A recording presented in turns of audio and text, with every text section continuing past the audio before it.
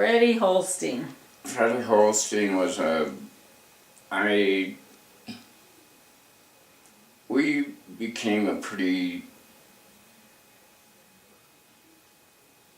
wild group, I guess. We thought we were a lot wilder than we were, probably. But now I've got George Jerome. And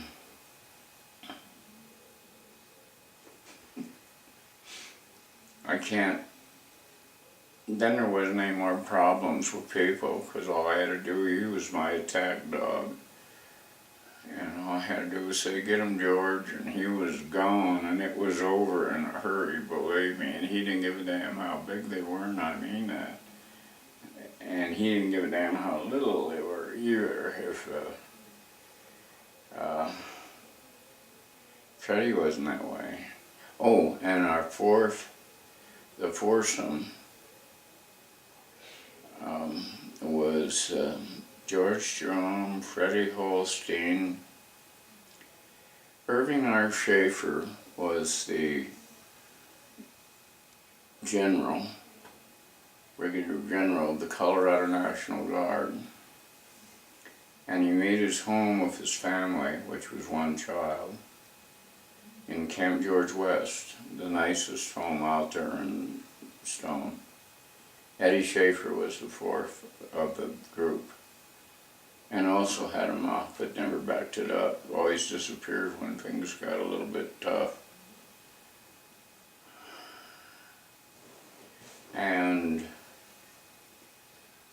But he was a wonderful, wonderful benefactor, because number one, his father and mother were usually out inspecting. It was exotic, you know, they might be in Africa, or, because this guy's a general in the Army. He's over the 157th and the 168th and the medical units and all that. He's over the whole shop, the whole National Guard, and had been a general in the war. Well, he left town with his wife repeatedly, and that gave us access to the recreation hall at Camp George West. When they'd move out, and I didn't have anything going for me, I was sleeping in a little cabin that Irv and I had built out of scraps. It was not much bigger than that closet on a bunk bed behind the trailer. I graduated from the tent. And so I might stay for days with Eddie, as did George, as did Freddie. So as I say, there were four of us. We were all partying.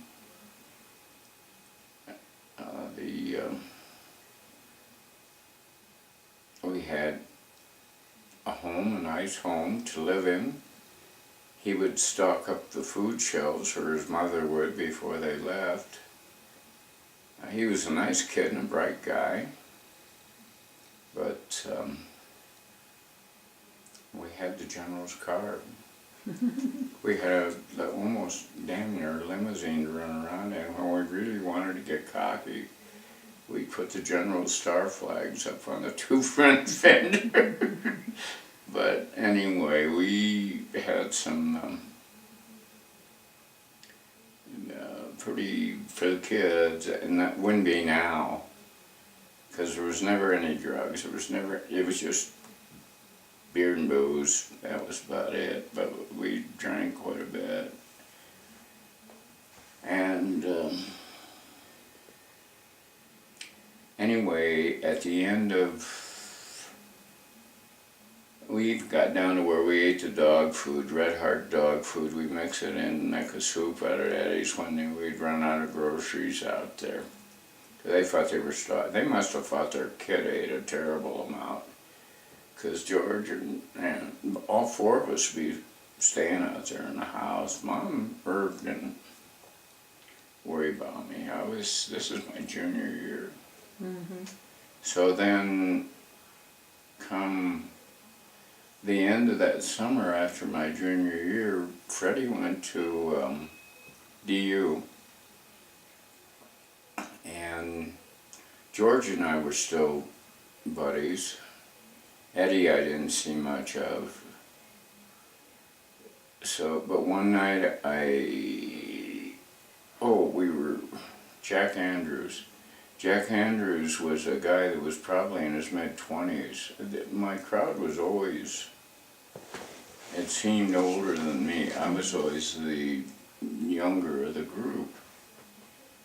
And Andrews he'd been in the war and that, Jack Andrews, and but he still lived with, an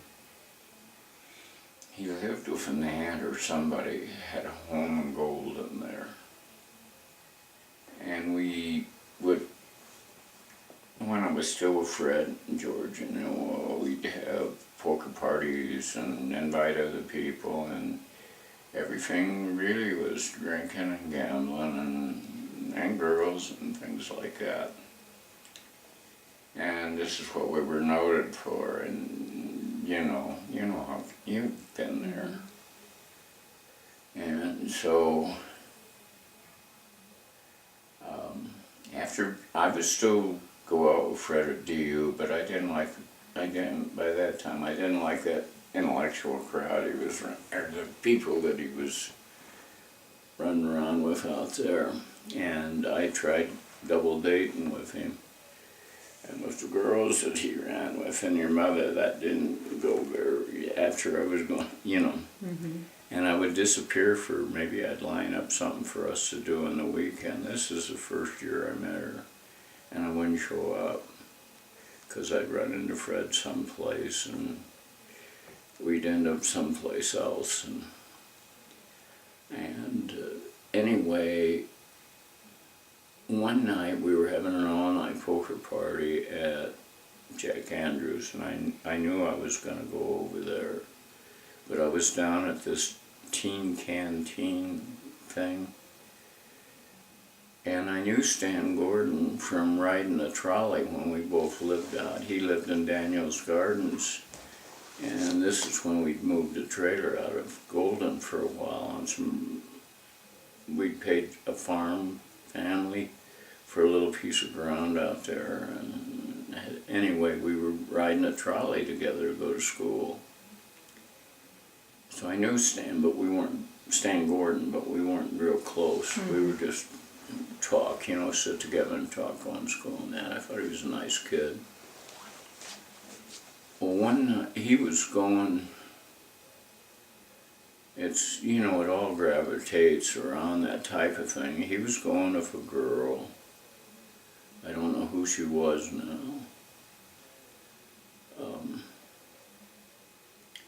And her brother, is this right? No.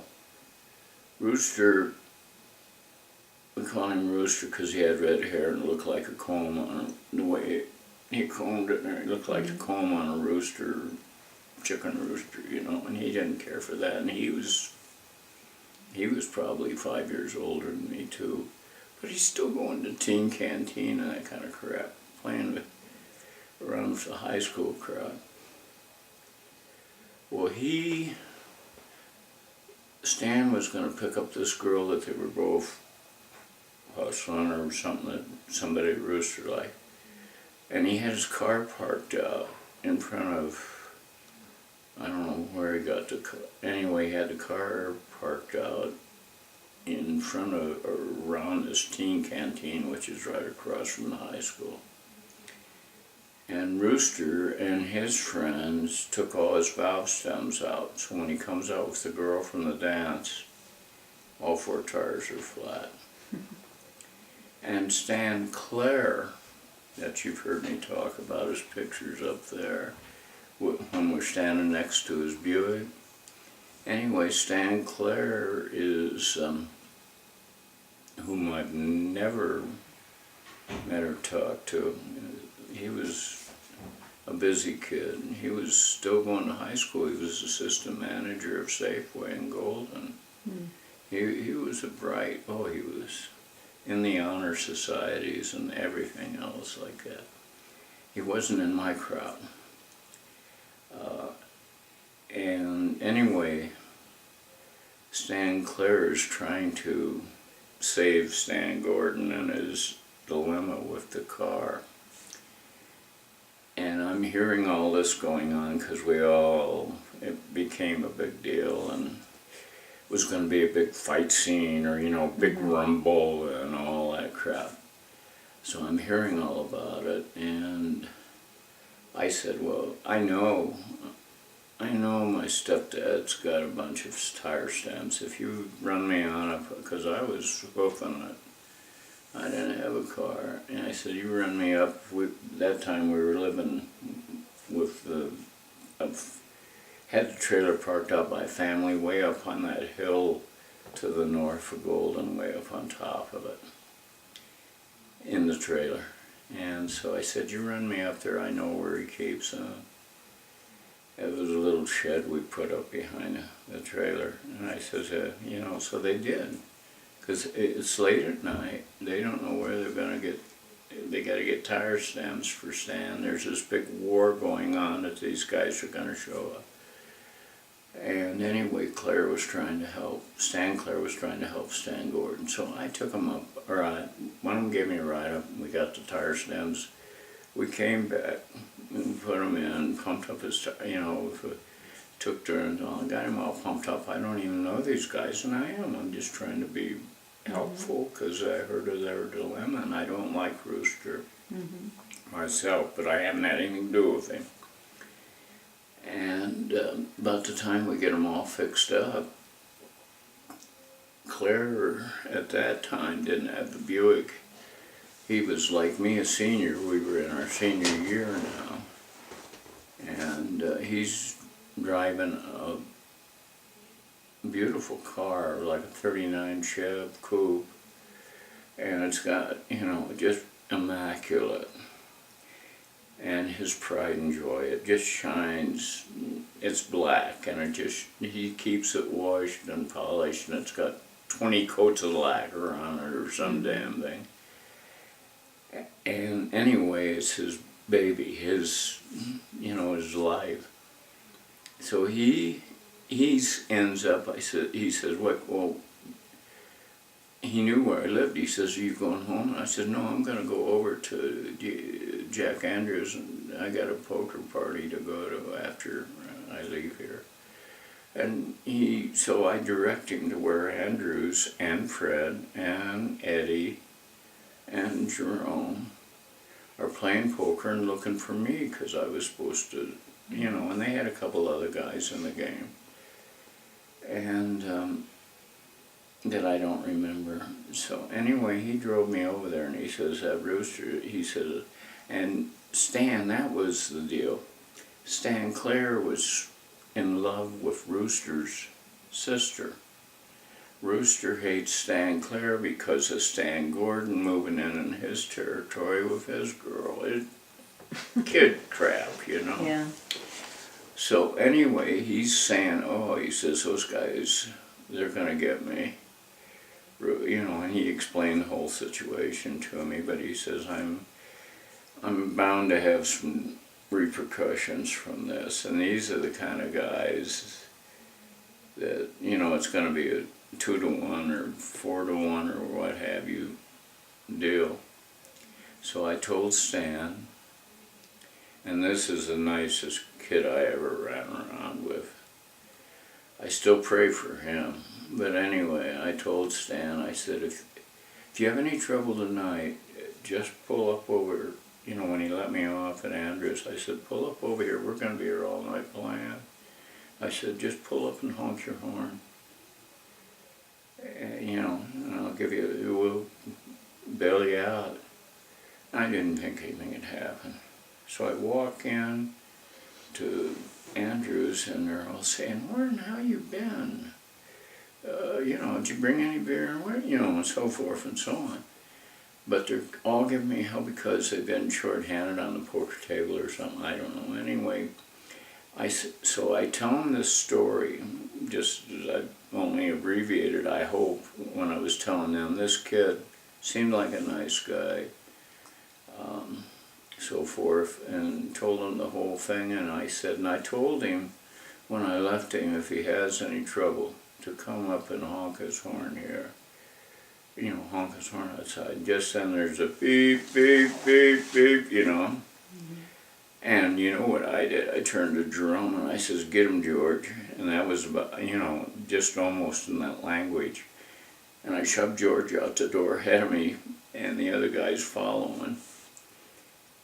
And we were that close that if, no matter what I said, he'd do it.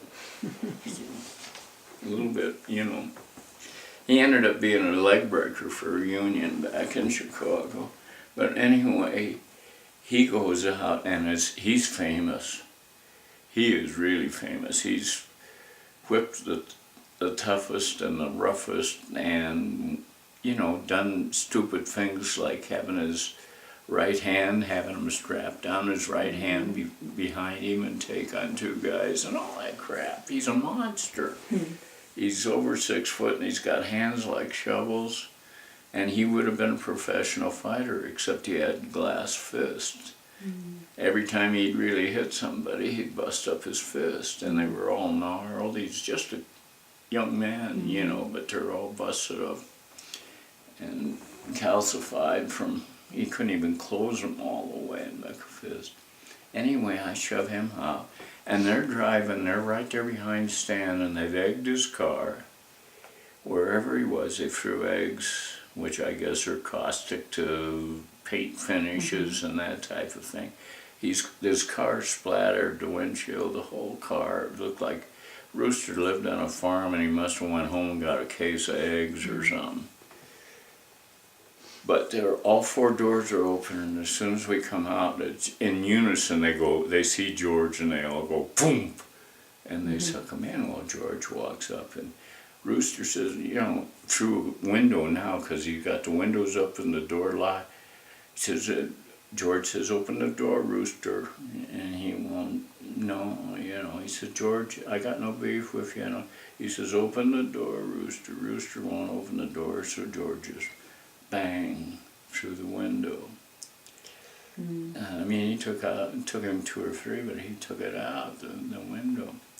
And Rooster, they're dying in there. Well, I says, he was taking his cues from me, and I said, "Take it easy, just get your butts out of here. Leave us alone, leave Stan alone. If we ever, you give him any more trouble, you're going to deal with us." And they took off. Well, Claire was just, it was like me in Westminster. He was so relieved, his car was, I guess it fairly well wrecked the paint job on it because it was plastered. But they were going to whip his butt. And this isn't the last time that we dealt with this bunch. And I did the same thing. So Stan and I became close, and we became very close. I loved that kid. I really did. And he was just a super guy. He's bright, he's a hard worker. He's got a Buick, that Buick that we're standing in front of there in that picture below my mom and dad and me when I was little.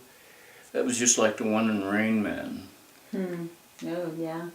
Only it's maroon instead of yellow, but it's the same year, convertible, red leather seats.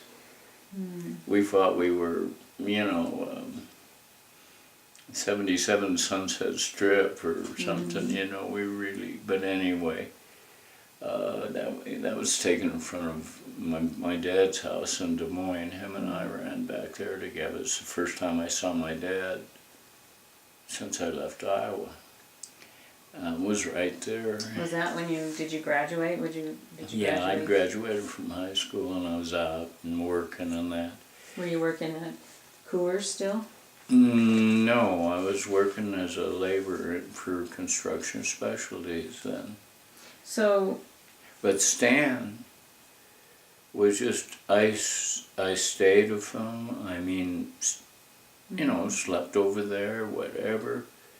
And we were just very close buddies. And we, like going back to Iowa, he'd raise up under the wheel, and he drove like a madman too. He'd raise up under the wheel, and I'd slide in under him and reach around and grab the wheel, and we just kept going. Wherever we went, we'd do that. And we went various. We'd go to Colorado Springs for the weekend or something like that together. Who took this picture? Mid. Oh.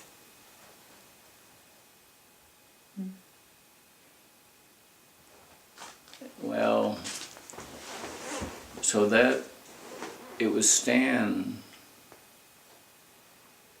You wouldn't be here if it wasn't for Stan. Mm-hmm. And again, funny things that happen in life.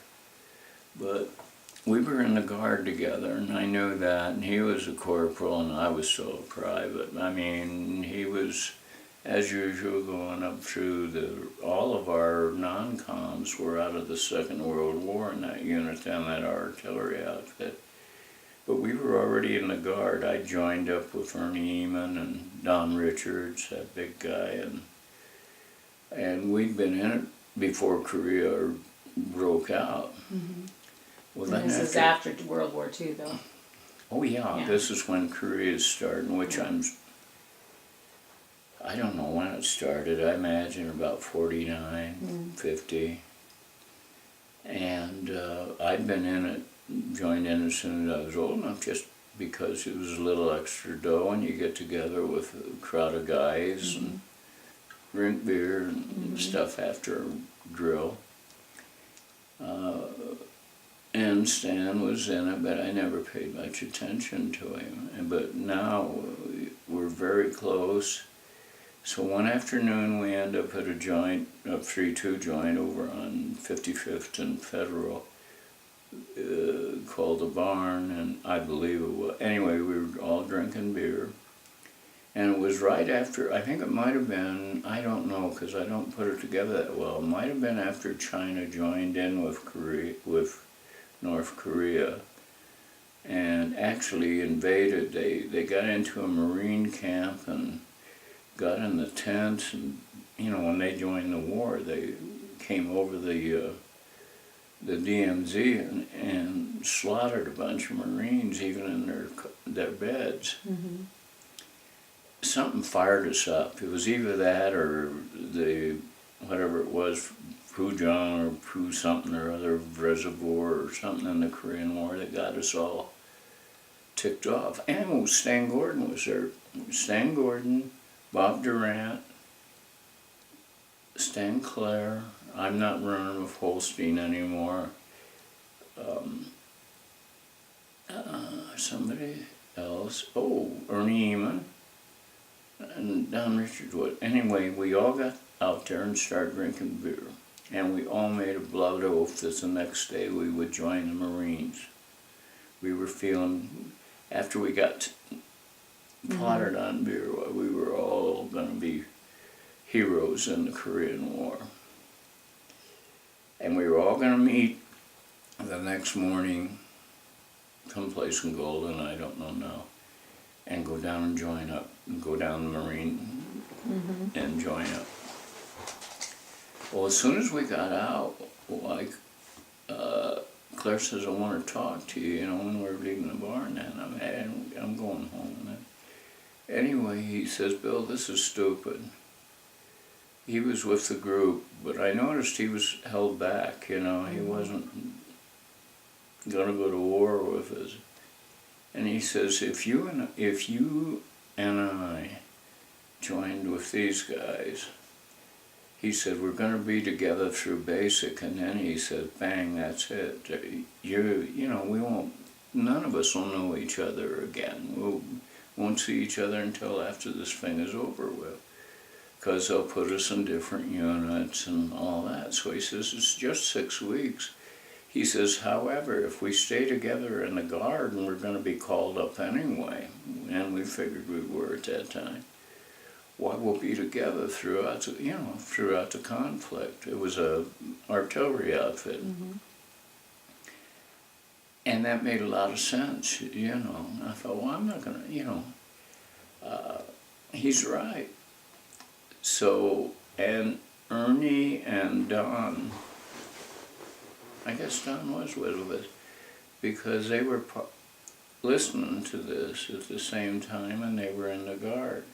Well, to make a long story short, nobody showed up to join up the next morning except Stan Gordon and Bob Durant. So, and they didn't join the Marines. They went down and joined the Air Force. But only 2 of them showed up, and there was about 6 or 8 of us that were going to whip the Chinese and throw in the Koreans for free. Yeah. So anyway,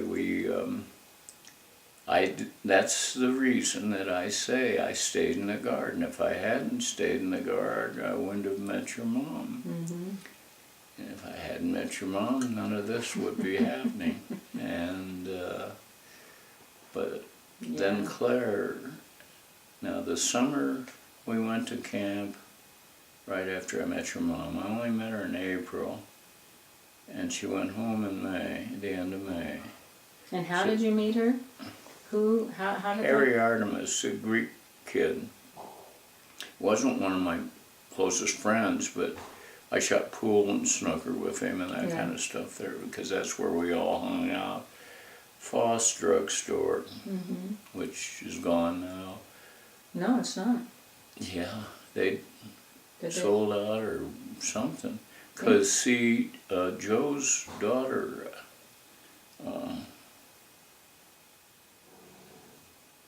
Hans and Doug's, it doesn't matter. She worked there. Julie. She worked there for years.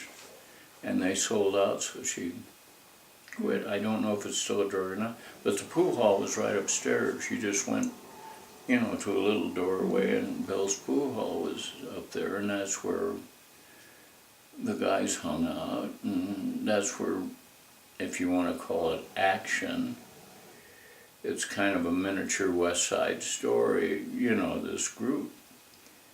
Well, Harry Artemis came up and asked me if he says, Bill, I had been going with a girl, Corley Simpson, for quite some time in Arvada, but he and I had recently busted up. So and I guess stuff like, you know, Harry seemed to know about it. He says, how about going on a blind date with me? And I says, no thanks, Harry, I'm sorry. I didn't know him enough, and he's a Greek kid. Anyway, he lived out in Pleasant View. And his uncles ran that bar, little beer joint, tavern type out there in Pleasant View. So anyway, I turned him down, and he says, well, no.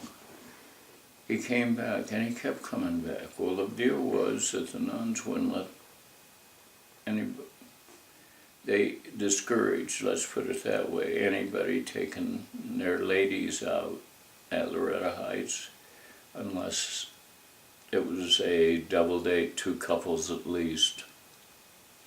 They were very rigid in those days. And so he came back. He was going to Genevieve, see. And he came back. I don't know what you ever saw in that kid. He's uglier than well, anyway. They had it on thick and heavy, and he needed somebody. He'd been introduced to Genevieve through School of Mines kids that were his buddies. The college kids got together. It was, you know, that was when they had dances and everything. Why they'd invite you know, like the boys' school was the one on the other side of town. Abby, yeah. Abby. No. Oh, the other side of Denver? In Denver. Oh. The Japs own it now. It's, well, anyway, I'm getting way off the subject again, I'm sorry. That's it. But anyway, we went, I finally said yes, we set a date. I just talked this over with your sisters this weekend because we were talking about Becky getting married. And I said, I've always thought life is like that snooker table. You know, you smack the cue ball and hope something goes in the pocket. You know, and they did all bounce around, and it's just little fractions of a piece of time that determine your whole life. Just like me staying with Stan, because I'd have been with Gordon and Bob the next morning if he hadn't talked me out of it.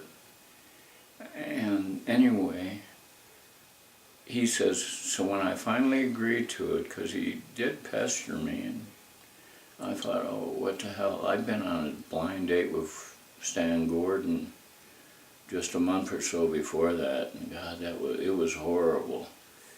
I couldn't get out of there fast enough, but anyway, he told me when it was going to be, April 20th, and on a Saturday night, or Friday night, and this is like February or March, and so as soon as he didn't pester me anymore, and I didn't see him that often, I forgot about it.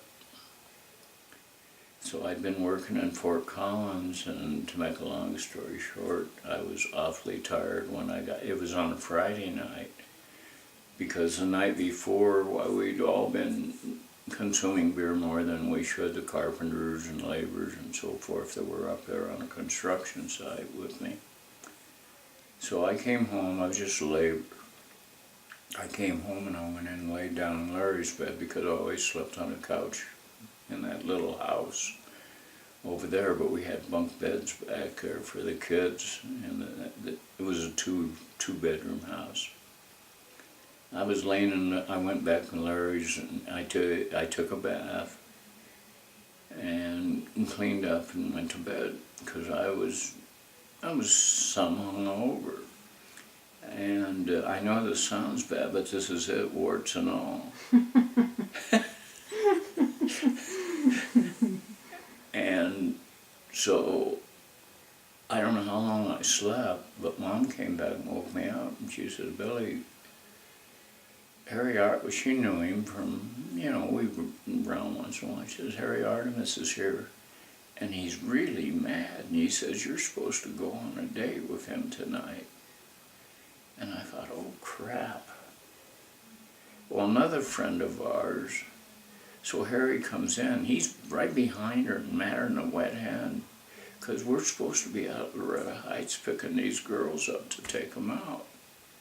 And Genevieve and Donner supposedly, I haven't met her, of course, but anyway, they're down. I haven't met either one of them. But they're all set up in here, whatever time it is, I don't know, but it's a lot late. He said, get your ass on the bed and get dressed. You gave me your word. And so I said, go get Leroy Nurnberg, another friend of ours who would, you know, double date snakes if he had to. I mean, he'd do anything like that. And I says, go get Leroy Nurnberg and take him out with you. And he says, Leroy got drunk on moonshine. He went down in the south just on a whim. He and some buddies drove down south somewhere, and he married some hillbilly. I met her later, she's a real nice girl. But he married some hillbilly while he was back there in Arkansas or someplace.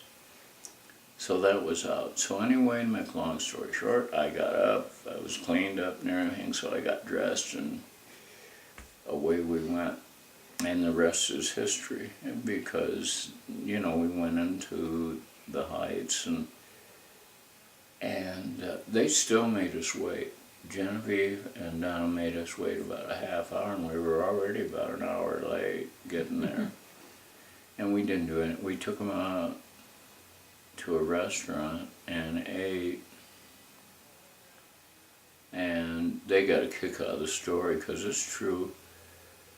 So when we finished up the meal, we were just going to go downtown and go to a movie, The Thing, the original scary movie, The Thing, at the Paramount downtown. I think it was the Paramount. Anyway, so when we finished the meal, Genevieve and Donna would want to go to the powder room, go to the bathroom.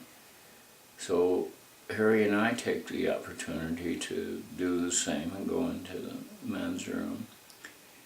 And I don't know. Quite honestly, we were standing, it was just a trough in this place. It's an old-time restaurant. It's just got a trough for guys to urinate.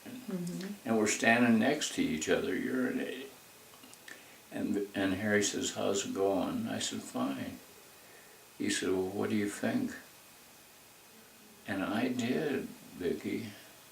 Because I'd never met anybody. I already knew from the mail I'd never met anybody as pure, and I always thought if I can meet somebody that's anywhere close to my grandma and her attitude towards things and everything, I'm gonna marry him, So I just standing there, not even looking at Harry really, and I said,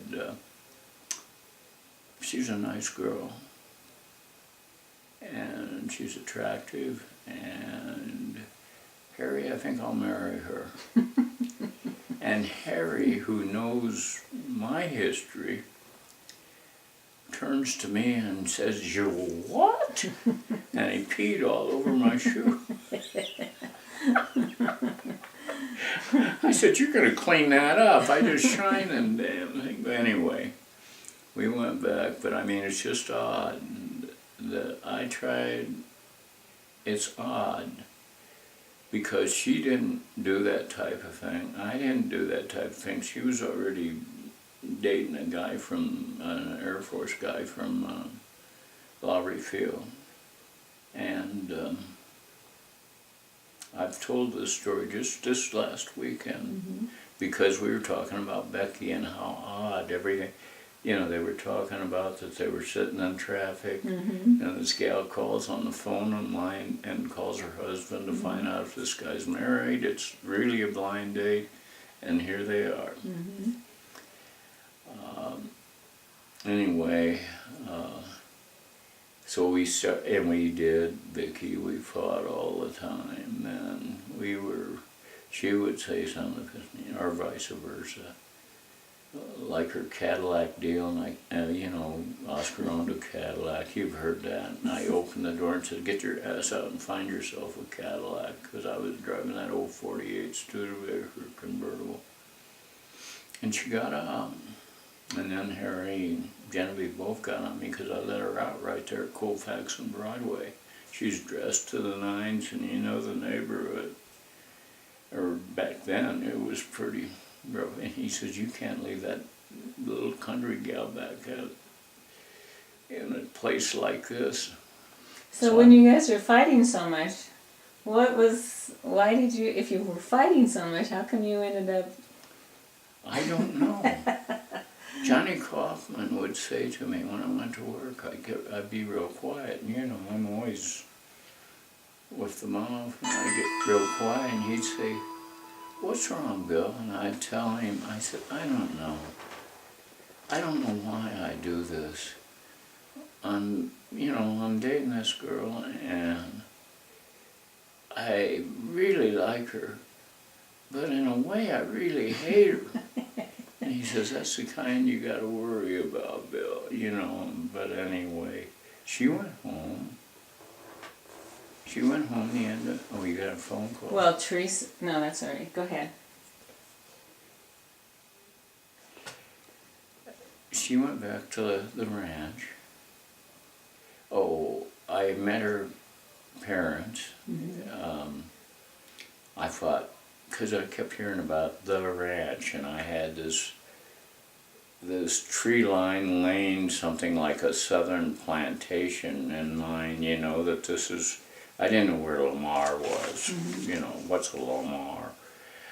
And she kept talking about her daddy and her ranch and his new Cadillac, and she wasn't bragging because she isn't that way, you know that. And I had a vision of this stuffed shirt guy with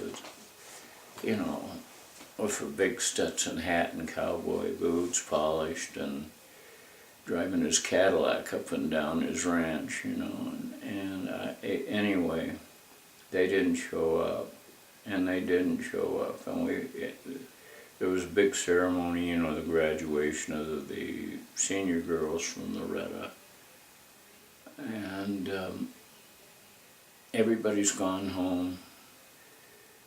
I went in, I'd never been in one of those deals before, and I went in and everybody's kneeling, and I got down on my knees, and Artemis screams out, "What the hell you doing, Bill? You're not a Catholic, get up!" You know, and this kind of thing. Well, anyway, everybody's gone home, and I'm still stuck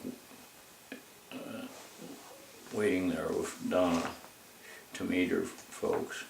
And I hear this car, it sounds like a Model A or something, but I see it coming up the lane, steam coming out of it all over the place. It's Oscar and Grace. And this Cadillac that is a total wreck, and it's the same year as we're in. You know, it's a brand new thing. And he pulls up, he sees Donna, she's waves, and we're standing out there, and he pulls up and he opens the door and he swings himself sideways. He's wearing Oxfords that are untied. He's wearing suntans and a dirty old straw hat. And he opened the door, and then that voice says, "Boy, oh boy." And I didn't say anything, and he reached over the back seat and come up with this jug of water that was wrapped in a gunny sack. And he threw it over his shoulder and took a swig of water and put it. I thought, wow, this is okay. I was so relieved, because here's Grace, and she's dressed pretty casual too, you know, but here's his Oxfords untied, is just rougher than a cob, you know. And I said, what's wrong with your car? And he said, he says, I rear-ended a car down in Colorado Springs, and he says, you know, thing's been steaming ever since. He said, I guess I busted the radiator up, and I don't know what he said, but this was the gist of it. And he rear-ended somebody in Colorado Springs and driven it all the way up there. I don't know if he put any more water, because it sounded terrible. It sounded like the pistons were swapping holes or something under there. It was so hot. So they went home, and I didn't forget about her, but we promised to write, and I'd given her my bracelet. I don't know, this is a very odd relationship, because most of the time we spend bickering with each other more than anything else. And when I was telling the girls this, well, I'll get into that later, or sometime. But anyway, I'm not committed to anybody. I didn't think that my offhand remark to Harry was really that if I get married, I'm looking for someone like this, you know, a clean-cut girl that is nice. I asked your mom if I could kiss her goodnight. I've never asked a girl that in my life before. Not that I was a swordsman extraordinaire or anything, you know, I just went ahead. And I asked her, and of course she said no. I said, okay, and I turned around and left. And I was telling them, I'd call her up on the phone. I'd say, well, how about it? You want to get together Friday? Because Harry'd be pushing me too again. And she'd say, no, I've already got a date. I'd say, okay, how about the next Friday? No, I got a date then too. And I'd say, well, then forget it. And I'd start to hang up. And she'd say, wait, I want to go out with you. And I'd come back on, and I don't know. I was just, you know, we're star-crossed lovers, but we are lovers, and we always have been. And so, when she left, I still was going out. I called Janice Weber one night. She married into this family too, a little girl in gold, and a nice kid. But I called her one night and said, let's get together. I called her from Duke's out on 44th, they're a joint. And I had too much beer at that time, and I says, okay, I'll pick you up tomorrow night. She said, no, you won't. And I says, what's wrong? And she says, why don't you go out with Donna? She said, you've been calling me Donna ever since you called. You know, and so she was pissed, and that was about it for, but we went to camp, Stan and I, with the National Guard, and we were down there, and we drove, as we'd done so many times, we drove into town on pass, and we picked up two girls down by the bus depot. We stopped and talked to them, and they were,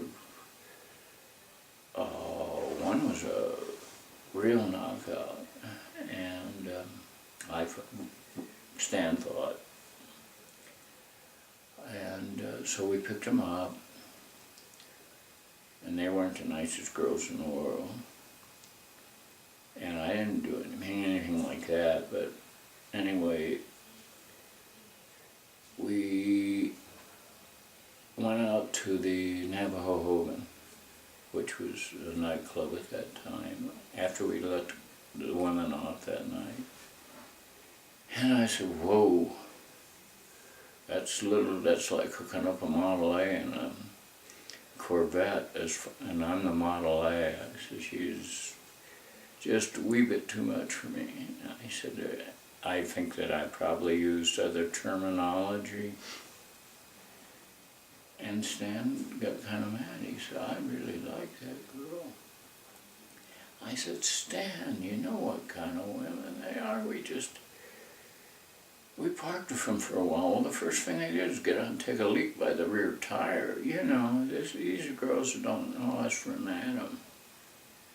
And back in the car, we were out of Prospect Park, and we napped a little, stuff like that, and that's when it was, you know. So, like I say, it's warts and all, I guess. I get to, if that's the way it's supposed to be. Well, Stan ends up, we almost, or did more or less, come to push and shove and blows over it. Because I said, that broad is a slut, Stan. And he got very mad, and we got into, this is the first night, and this is at the Navajo Hogan Board parking lot. So to make a long story short, he furthers their relationship. Well, he and I quit seeing each other because and that was the summer. Well, she came back the end of that summer, your mom, and Harry's right there on time. Harry says, the girls are back, Bill, let's go out and see them there. So we went out, and as soon as I saw your mother come out of the dorm area, or come out to see us with Genevieve, my heart skipped a beat, or what have you, and I thought, God, she's a sweet looking little gal, and she is sweet, mm-hmm. And we've got, you know, mm-hmm. So from that point on, that was the end of it. Stan got engaged to this girl that fall. After she got back to school, they were having a dance in Golden, and he asked me to go, let's double date. He'd see us in the movie. We went to a movie out in Golden. He was sitting in the balcony, and he came over, and I hadn't seen him in ages, because now I'm gung-ho mm-hmm. over her, and I'm spending all my time out there. And so I said, okay, and then the day that this Saturday that it happened, he had to work at Safeway. Like I said, he was an assistant manager there, which was a hell of a job for a kid no older than he was doing when he was in high school. Mm-hmm. And so he said, would you run down and pick, I forget what her name was. She was staying at one of those houses on Nevada, you know, the rent rooms and that type of thing, one of those big old mansions on North Nevada. So I said, sure, I'll pick up Donna and we'll ride down together and get her. And we made a day out of it and went down to pick her up to bring her back to the dance. And it was shortly thereafter. Oh, I know what I was going to say. The guy that had the house was they were an older couple that owned the home. And we came in to get her and she wasn't ready. So the guy and his wife, who were probably much younger than I am now, but I mean in their 60s perhaps, he says, come on, he says, I'll mix you a drink. Come on, hey, you know. And so I got up and we went in the kitchen. He says, I wanted to get you alone. He said, this is your friend. We'd never met before, this guy and me. But he says, your friend seems to be a very nice young man. And he said, that girl is wearing his engagement ring, and she's sleeping with other guys down here. And he says, and I want him to know about it. And I says, I do too, but I can't. I said, this guy is so far gone. I love the guy, he's my best friend, but he's so far gone that I said he'd kill me in the street before he'd believe anything about his angel there. And I said, I'd really love to tell him, but I can't. And he said, well, you know, he was pushing me. He says, well, I've warned her now that I'm going to boot her out of here if this continues, because the guy she's sleeping with now, he says, I watch out the window when he leaves. She had a room upstairs, and he said, I watch out the window, and he stops and pisses in my garden, for example, and I don't like this crap. And I don't like her around, I don't like this kind of thing going on in our home, you know, and all that. So he says, I'm just on the verge of evicting her right now. So I picked her up and we came back and I went to the dance. I took Donna home took her out to the Heights at the, whatever the curfew was, midnight or what have you. And then I went back to the dance, or I went back to a home where the party was continuing. And she was there and with Stan, and nothing spectacular happened, but I was so on the verge of telling him, but I just couldn't. Well, she got pregnant. Stan never touched her. She got pregnant by whoever. She was wearing, you know, his engagement ring. And so he broke. I don't know. I never saw him because I was so involved. There was a time he even said to me, Bill, let's have a double wedding. And I said, sure, you know, my wife's Catholic. You want to take instructions with me so that we can, you know, I said, no, it can't happen, Stan. But I mean, that's how close we were, you know. And anyway, he went off when he found out. Why, took that Buick in and traded it for a brand new Olds 98. And he and the son of the Safeway manager, who I knew, but his son, Ozzie Nelson, we called him after Ozzie and Harriet. His name was Nelson, we called him Ozzie in school. He was a couple years after us, graduating. He was with Stan, and they had some other people in the car, and Stan was driving so fast coming down Genesee that the other kids said, stop, we're getting out, and they did. Stan, I don't know how fast he must have been going. They were the first ones of any note to go off Dead Man's Curve. That's where the name came from. They went 240 some feet before they ever hit the ground. So he was with the other kid from the store manager's son. Yeah, he was younger, but he died of FEMA in the wreck, yeah. And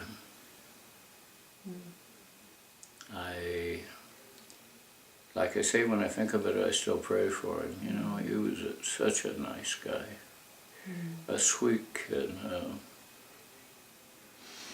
Just high school, like I say, the kind of crap that goes on, you know. We've all thought we were, the movie hadn't come out yet, but we all thought we were rebels without cause and real movers and all this kind of junk, you know. And that was,